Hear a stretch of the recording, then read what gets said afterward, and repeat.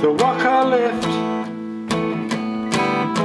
to leeward home, and southwards they did sail. Tauma ia ki tēnei kaupapa, i te hia kia puina kōrona tupuna, kia ki te akuhono te whenua nei.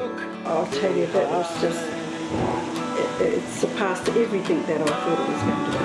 Ko tētahi wāhanga pai kia hau i te wānanga nei, i te noho nei.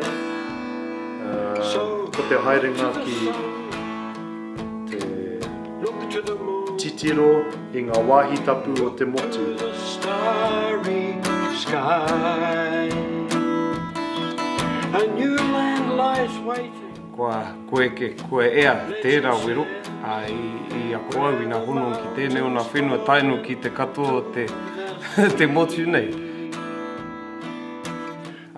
Miharo tēnei wānanga, te tino kaupapa ko te whānau. Ai.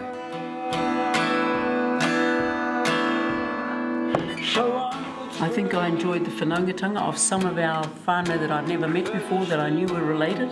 The Maori Battalion feels so well. A tāhua ake nā te tino Waimarie, te aiotanga i roto i te motu nei, no reira ngā mihi ki o koutou, ngā tūpuna o tēnei wai. Come, grandmother, come,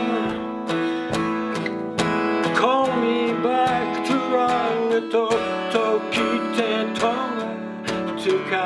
Yes, so I came down basically more to just facilitate some conversation rather than to give a great big lecture on it, because I think people need to discover as much as they can themselves, because then you appreciate the knowledge that you actually get from self-discovery, and I think that's what this wānanga has been about.